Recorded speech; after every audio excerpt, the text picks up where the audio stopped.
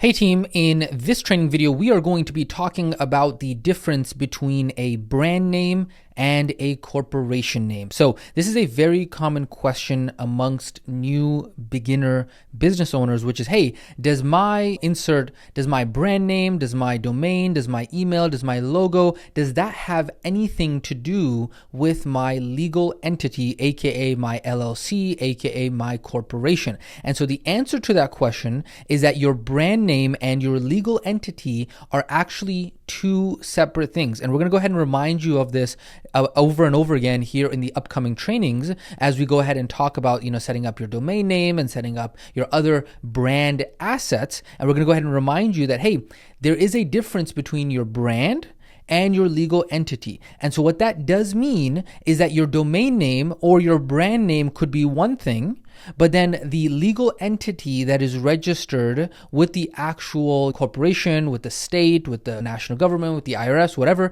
that can actually be a different name. And so we're going to go ahead and talk about this in upcoming trainings. We're going to go ahead and walk you through exactly step by step how to go ahead and get your corporation set up, how to go ahead and get the legal entity and how it actually works in the United States and in Canada to make sure that you are taken care of. But for right now, you just want to understand that, hey, your brand name and your corporation name are going to be two different things. And then you can actually go ahead and set up what is known as a DBA, also known as a doing business as. And so every single state and every single country has something called a DBA. Sometimes they call it a fictitious name. And so that way you can actually go ahead and decide, hey, you know what? I want my legal entity to be X and I want my brand name to be whatever. And so in this specific training, we're going to be walking you through picking your brand name. And you just want to know that in the back of your head, this is different than your legal entity name, which is what you're going to go ahead and pick later on. So just a couple of examples of this, right? So the brand name that we are all familiar with, which is Google, is actually different from the actual corporate name and the actual corporation that owns Google. Okay, so Google is the brand. The corporation that owns Google is actually called Alphabet Inc.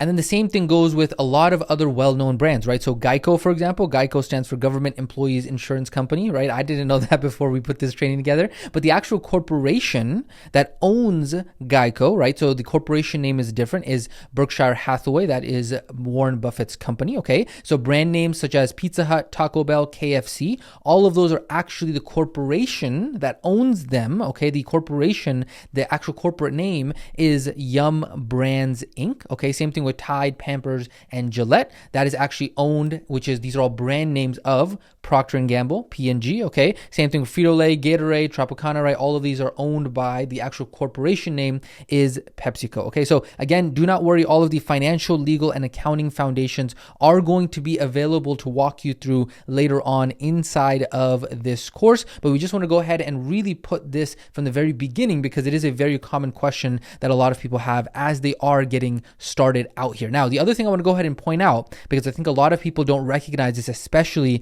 as they are new to the business world, is that as you're going to see later on, you don't actually even need a registered business name to actually start getting clients, okay? You can actually start collecting income from customers without having to have a registered business, okay? And it's completely legal. We're not talking about doing any shady business here. We're talking about it's completely legal, and you can actually even do that just to save on taxes, right? When you start making, a little bit more than, $5,000 a month, XYZ, all of that are reasons why you might go ahead and create a corporation. But I just want you to know that, hey, this entire business thing, a lot of times people overcomplicate it. They think it's a lot more scarier than it actually is. And we'll go ahead and walk you through in that upcoming training. Hey, when is it a good time for you to consider having that corporation created? Is it to save on taxes? Is it for legal protection? When and when not to do all of those things? We'll go ahead and talk about all of that. But the biggest thing you want to understand is the upcoming trainings that we're going to be talking about are specifically about picking your brand name. Okay. So again, there's a difference between your brand name as well as your legal entity. Okay. So that, ladies and gentlemen, is this quick training on the difference between a brand name and a corporation name as we go ahead and answer one of the most common questions that beginner new business owners have. So with that being said,